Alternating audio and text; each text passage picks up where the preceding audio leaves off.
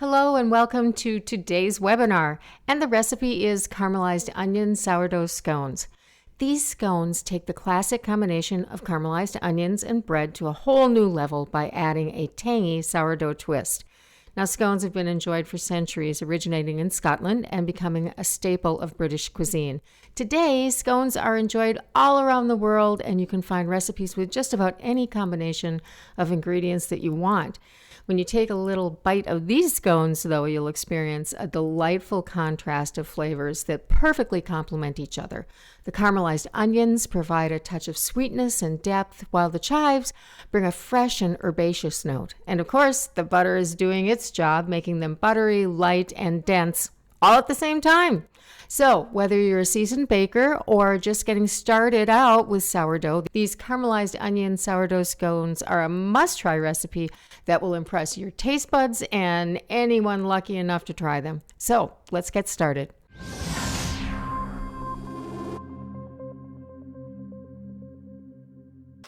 So I'm going to need a total of 1.5 cups of thinly sliced yellow onions.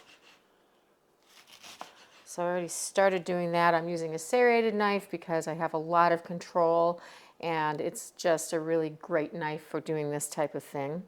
So I can kind of just work my way down the side. I could use a mandolin for this as well.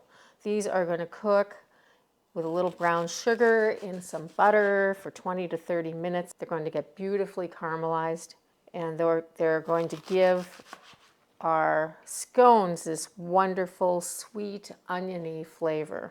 And these little bowls that I use here, they're all actually designed for measuring as well. So if I go up to this lower rim, which I should be able to do with about the rest of this onion, I'll have 1.5 cups of onion. Okay, just a few left here. And that's my 1.5 cups right there.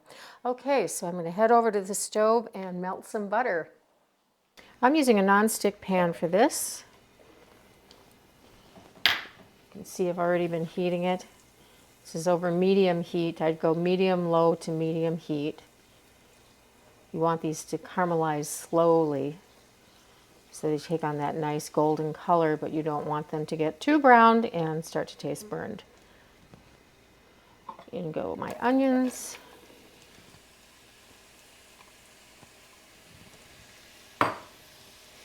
Stir those around. Then what I'm going to do is I'm going to cook these covered. Once I add my sugar, I'm going to cook them covered and occasionally stir them just to make sure that they're browning evenly. And as I said, this is going to take about 20 to 30 minutes. And here is my brown sugar. Now, of course, the sugar is going to help them brown. This is why you need to keep the heat from medium to medium low, because you don't want the sugar to start to brown or burn. You want it to just help them brown and sweeten up the whole mix. So once I have this completely stirred, I'll cover it, and I'm going to give them 10 minutes before I stir them again. Let's see how these are doing. Oh, they are caramelizing nicely. We have a ways to go, though. So I'm going to cover them back up and let them keep going. These went for about 20 minutes covered, and I did stir them on occasion, and then I took the cover off, and they've been cooking for around 5 minutes just to crisp them up and give them just a little bit of that kind of extra flavor that you get when you get them a little bit crispy. But again, I'm trying not to brown them too much because I don't want them to taste burned. These are absolutely perfect. I'm going to cut my heat, and I'm going to put them in a bowl to cool. And once they're cooled down enough, I'll stick them into the refrigerator to cool down completely, and that's going to take a couple of hours. I really want them cold because I'm going to be adding them into butter. So if they're warm at all, they can melt the butter, which would affect the outcome of the scones. So another thing to do would be to cool them down to room temperature or so, and then put them into the freezer if you want to speed up that process, and that would probably only take 20 minutes and you'd be ready to bake.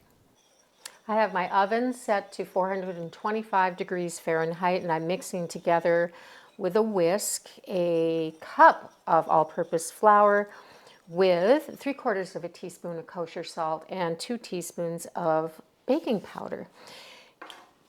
Now I'm going to take a very cold stick of butter right out of the fridge and cut it into small pieces. And this is important because my favorite way of doing this is working with my hands. So I want small pieces so I don't have to expose the butter to the heat of my hands for too long. Otherwise it'll start to melt and I don't want that to happen. But this is a typical way of incorporating butter into biscuits or scones. Surprisingly pretty close to the same thing. But you could use a pastry cutter if you wanted to, or 2 knives, but I just find myself digging in with my hands, so I just start that way. If you make these pieces of butter a little bit smaller, it just makes it go faster. So that's going to go right in, a whole bunch of it. And I've got my gloves on so I can get right in there. And I just start pressing into the pieces of butter and incorporating them into the flour, which is actually pretty fun to do. What I'm going for here is a kind of mealy texture. It takes a while to get there, but one of the reasons I don't like using pastry cutters is that the butter gets stuck in the tines, and I seem to spend more time getting the butter out of the tines and into the mixture than anything else, so I just go right to where I end up using my hands. And we're getting pretty close here. So it feels like a nice dry dough. It's not feeling greasy or anything in spite of the fact that it has a full stick of butter in it. Almost there. And I can really smell that butter. It's no wonder they're so good. Butter and caramelized onions, which I don't think I said anything about what those smelled like, but fantastic. Okay, that looks great. You see, I can just kind of pinch it together and it sticks together. That's because all the butter is really interspersed. And there are some little chunks in here. I'm not going to let those bother me. They'll work in when we work the sourdough in. I'm going to keep my gloves on for now. And I've got my mezzaluna here. It's all going to wind up together, so I'm not concerned about the little pieces of dough. I need a full 3 tablespoons of chives, and I need them pretty finely chopped. So we're going to have those caramelized onions to carry that wonderful oniony flavor, and the chives are also going to lend some oniony flavor, but it's a different kind of thing. It's more like fresh oniony flavor. So we're going to have both of those things going.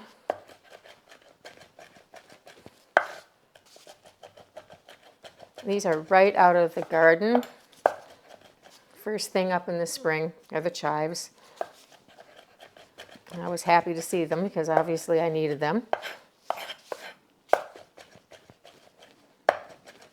My mezzaluna is my favorite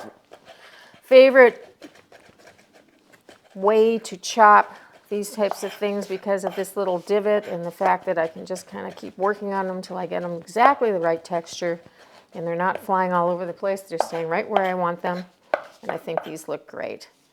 So this is what I've got for chives. I'm not sure if it's a full 3 tablespoons or not. I don't think it's over, maybe a little bit. In those go, right into my dough. And then I'm looking for, my caramelized onions. Someone's trying to get in touch with me. I can hear my phone buzzing. So these are kind of on the solid side. They're definitely cold. I did put them in the freezer. They didn't freeze completely, and I'm just giving them a rough chop. I don't care if some of them are a little bit stringy. I just don't want them all to be stringy because that would be kind of difficult to eat. So we're going to put those in now. Whoops, and right on the countertop.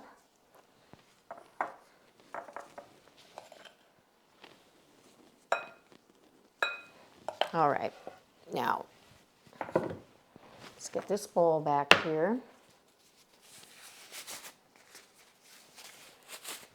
And I'm going to use a bench knife to just kind of mix all of this together. This is a plastic bench knife that has a rounded edge, so it works really well in bowls. You can get into the, I was going to say the corners of a bowl. I don't know if a bowl has a corner. Anyway, it goes with the curve, which is nice for this type of thing. Now I have my sourdough starter over here. That is going to be our only source of actual liquid.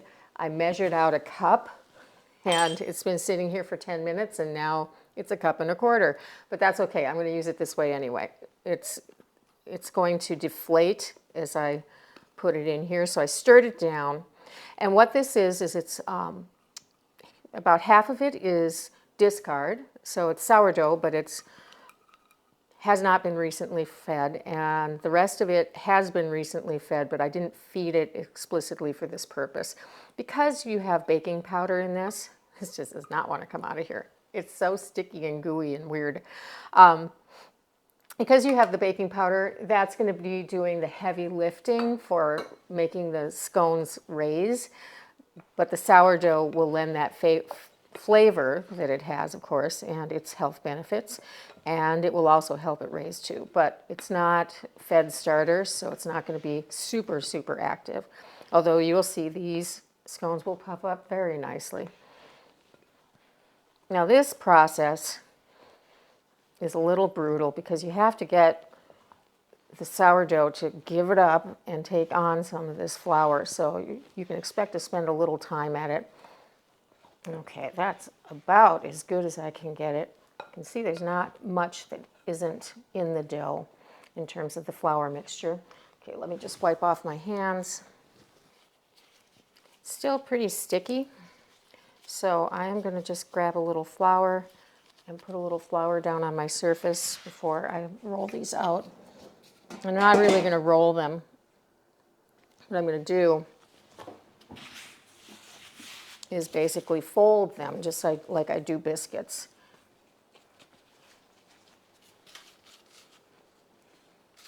Don't want to miss out on any butter. So I'm just going to press these down and fold them over. And this is going to finish incorporating whatever didn't get incorporated. And it's also going to develop some kind of layers in the mix, which is really, really nice. That little bit of flour just keeps it from sticking. I think that was my third time. 5 or 6 times is perfect. We'll do one more. Okay, now on this last time, I'm going to kind of fold it into a round, and I want to press it. So it's about 1 inch thick and about 8 inches in diameter.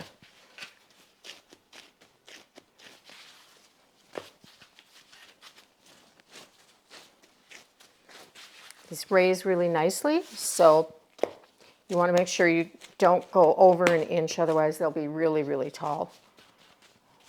That looks good, I think. Yeah, sticking a little bit on the bottom, that's okay. I'm going to cut these with a bench knife.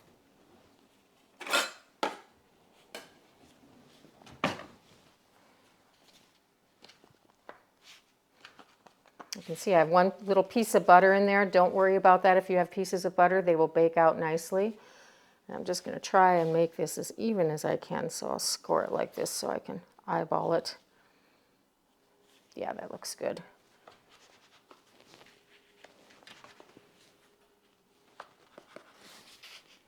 You could, of course, use forms for these. If you wanted to cut these like biscuits, you certainly can. Right onto the parchment paper. And if you don't have parchment paper, you can always grease a pan. There's a lot of butter, but just to be on the safe side, I would grease it. You also have some onions going on and that type of thing, so you don't want them to stick. There we go. Beautiful. Now I don't put anything on top of them. I just bake them like this. They're going to go into my oven at 425 degrees, and they will bake for 15 to 18 minutes. See you in a minute. And here they are. They smell so heavenly. You can see they puffed up nicely. They've got some great color. And let's just take one of these super hot scones, put it on a plate. Now you can of course serve these with butter, but there's quite a bit of butter inside, so they don't necessarily need it, but I just want to break one apart and see what it looks like.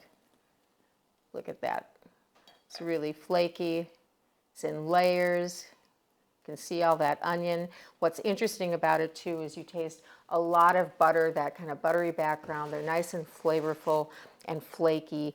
But the onion is really the hero in here, in spite of the fact that there are 3 tablespoons of chives in here. You would think that the chives would be really dominant, but it's still the onion flavor that you really pick up on, and I believe the chives is just supporting that. I hope you enjoy making my caramelized onion sourdough scones, and please let me know how it goes. Take care. Mwah.